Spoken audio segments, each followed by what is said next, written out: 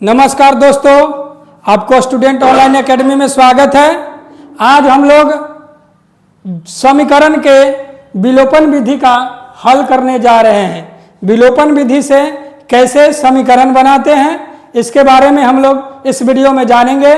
इस वीडियो के अंत तक देखेंगे और विलोपन विधि के बारे में विस्तृत जानकारी प्राप्त करेंगे।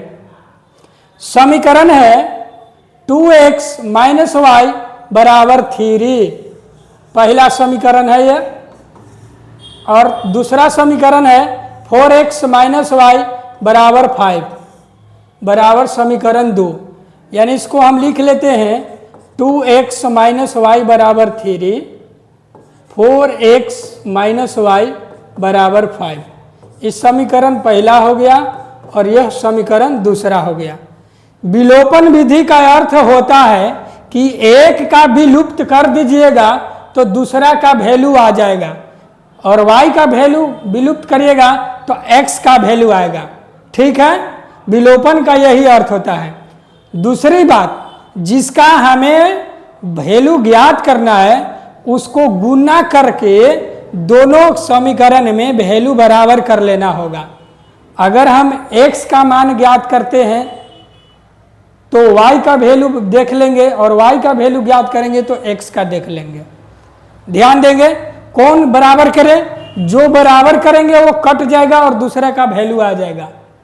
तो यहां पर हम देख रहे हैं कि y का वैल्यू बराबर है, तो क्यों नहीं इसी पर हम बना देते हैं। समीकरण एक और समीकरण 2 दोनों में y का वैल्यू माइनस में 1 है तो बराबर है, तो हम इसको अगर घटा देते हैं तो दोनों कट जाएगा। ठीक है, तो देखते हैं 2x - y बराबर 3, 4x - y बराबर 5। अब हम घटा रहे हैं तो चिन्ह बदलेगा, नीचे वाला ही घटाव हो जाएगा, ये प्लस हो जाएगा, ये माइनस हो जाएगा। अब देखिए 4 में से 2, एक प्लस में है, ये प्लस में, यह माइनस में है, तो प्लस और माइनस के जैसे ही चिन्ह रहेगा तो घटाते हैं। तो घटाएंगे किस में से, जो वैल्यू ज़्यादा है। 4 में से 2 घटाएंगे तो माइनस के 2x हो जाएगा, और दोनों का वैल्यू बराबर है और दोनों एक दूसरे के विपरीत में है, प्लस और माइनस में, तो कट जाएगा। बराबर माइनस के 5 में से 3 घट जाएगा, माइनस के 2 हो जाएगा। -2 और -2 खत्म हो जाएगा एक बार में, यानी x बराबर हमारा वैल्यू आ गया 1। अब क्या करते हैं, जब x का वैल्यू 1 आ गया तो y का वैल्यू कैसे आएगा। तो समीकरण 1 में या 2 में किसी भी समीकरण में x का वैल्यू अगर रख देंगे तो y का वैल्यू आ जाएगा। अब लिखेंगे समीकरण 1 में y का x का मान रखने पर x का मान, समीकरण 1 क्या है, 2x - y बराबर 3। 2x का वैल्यू हमारा कितना आया है 1, गुना के 1 माइनस y बराबर 3। 2 में 1 से गुना हो गया 2, माइनस y बराबर 3, माइनस y बराबर 3, और 2 इधर से आया -2। अब हम क्या करेंगे कि -y बराबर हमारा आ गया 1।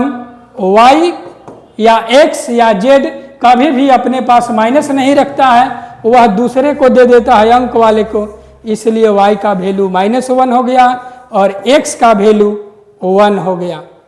ठीक है ना, x का वैल्यू भी 1 हो गया और y का वैल्यू -1 आ गया। अब हम दूसरा समीकरण देखेंगे 2x + 3y। 2x + 3y बराबर 46, और है 3x + 5y बराबर 74। 3x + 5y बराबर 74। अब इसको हम लोग कैसे करेंगे, ध्यान देंगे।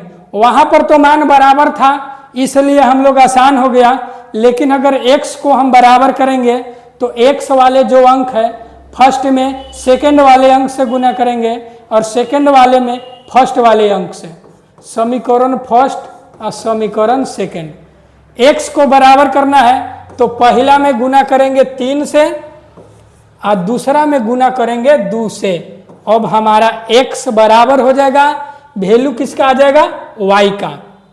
अब लिखेंगे यहां समीकरण 1 गुने 3, यहां पर 2 गुने y 2, सेकेंड गुने 2। अब ध्यान देंगे अगर दोनों का चिन्ह यहां बराबर रहेगा, दोनों प्लस प्लस में हो चाहे दोनों माइनस माइनस में हो, तो यहां पर जो चिन्ह होगी माइनस के होगी, और अलग अलग चिन्ह रहेंगे तो यहां पर प्लस करेंगे, यानी समीकरण 1 और समीकरण 2 में संबंध देखेंगे। अब इसमें 3 से गुना करना है तो 3 दूना के 6 और 3 3 आई के 9y, 46 में 3 से 76 ये 18, 4 आई 12 1 13, 138।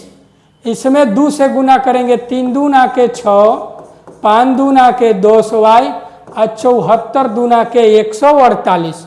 अब क्या कहता है, समीकरण घटाने के लिए तो चिन्ह का हो जाएगा, बदल जाएगा। ये प्लस और माइनस है तो बराबर है, कट गया। ये -10 में से 9 घटेगा तो -y हो जाएगा, और -148 में से 138 घट जाएगा तो माइनस के 10 हो जाएगा। माइनस माइनस खत्म हो गया, y का वैल्यू 10 आ गया। y का वैल्यू क्या आ गया, 10। अब समीकरण 1 या 2 में, समीकरण 1 या 1 में हम रखते हैं, 1 में y का मान रखते हैं। y का मान रखने पर समीकरण 1 कितना है हमारा, 2x प्लस 3y बराबर 46। किसका वैल्यू रखना है, y का।